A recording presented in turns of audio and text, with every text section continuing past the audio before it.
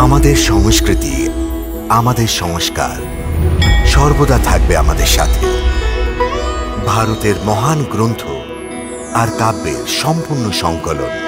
Subscribe করুন তিলক। দর্শনে তো ভগবানের অনেকই রূপ আছে, বালগোপাল, মাখন চোর, গোবর্ধনধারী, রাসবিহারী প্রমুখ।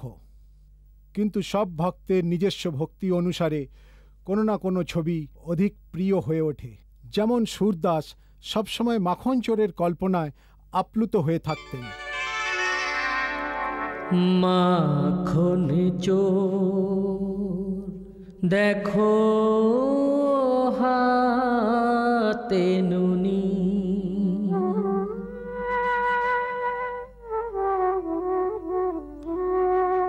মাখন চোর দেখো হাতে নুনি,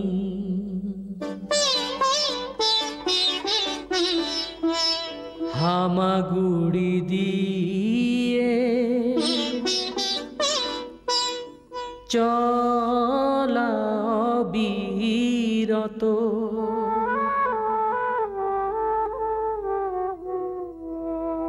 হামাগুড়ি দিয়ে চলা বিরত, মুখে ননি মেখে ফেরে,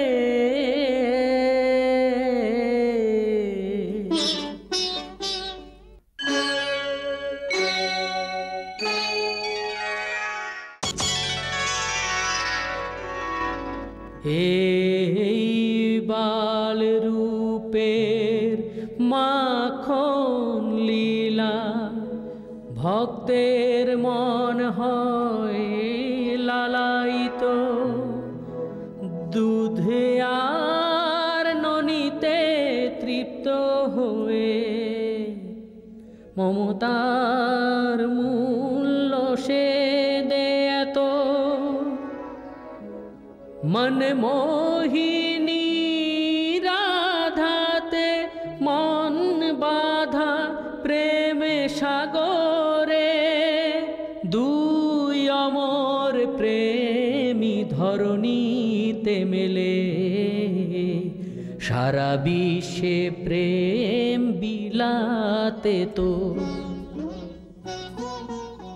কৃষ্ণ যশোদার নয়নের মণি, কৃষ্ণ যশোদার নয়নের মণি, রাধা হলো তারি প্রেমে কিশোরী, মন মোহন হলো মন বংশীধারী, ও মন মোহন হলো রে মন বংশীধারী।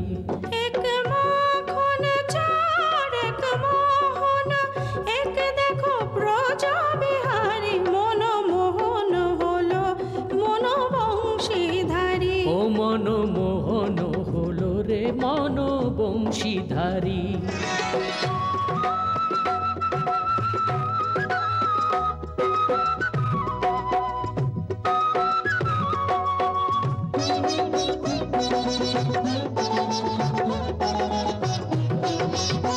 কেউ না জানে কেউ না বোঝে, কেউ না জানে কেউ না বোঝে, রাধা কৃষ্ণের প্রেম কাহানি, মন মোহন হলো মন বংশীধারী।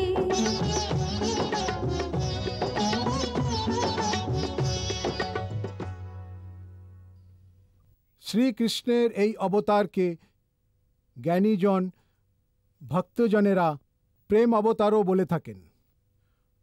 আর প্রেমের অবতার এই নামকে সিদ্ধ করার জন্য উনি শ্রী রাধিকার সাথে অপরূপ প্রেমলীলা খেলেন।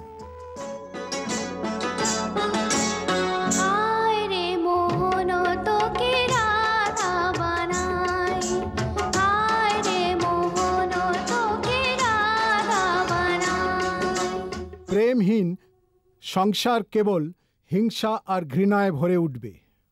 সেই ঘৃণার পরিণতি শুধুই মহাবিনাশ, এমন মহাবিনাশ যা মহাভারতে ঘটেছিল।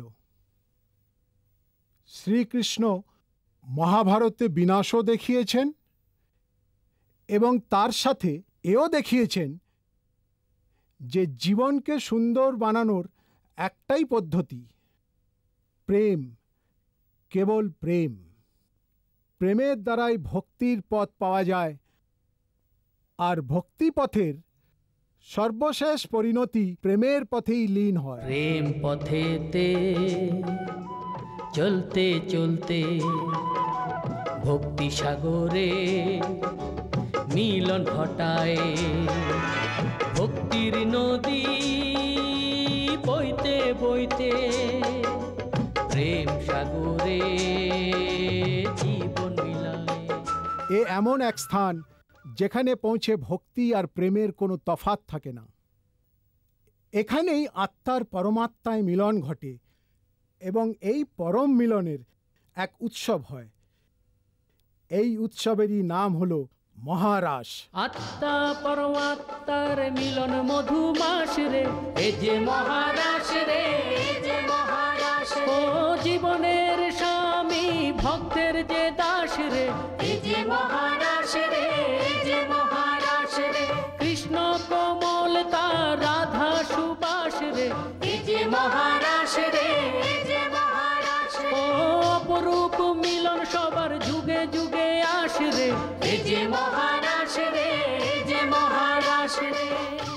যেভাবে প্রত্যেক আত্মার নিজের কল্পনা অনুসারে নিজের পরমাত্মা প্রাপ্তি ঘটে, সেভাবেই মহারাসে প্রত্যেক গোপিনীর নিজস্ব এক একজন কৃষ্ণ প্রাপ্তি ঘটে।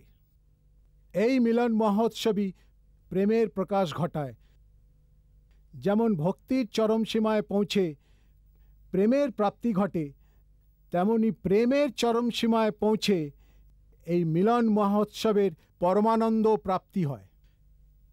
এই পরমানন্দ প্রাপ্তির পর আর কিছু পাবার অবশিষ্ট থাকে না। আর যেখানে পাবার কিছু অবশিষ্ট থাকে না, সেখান থেকেই ত্যাগের শুরু। যখন মিলন পরিপূর্ণ হয়, তখনই বিচ্ছেদ ও বিরহের আরম্ভ হয়। এটাই কালচক্রের নিয়ম।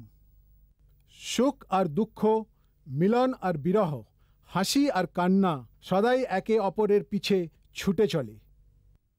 সুখের পর দুঃখ, দুঃখের পর সুখ, আবার দুঃখ, আবার সুখ। যেন মনে হয় কালের একটি চরণ সুখের, অপরটি দুঃখের।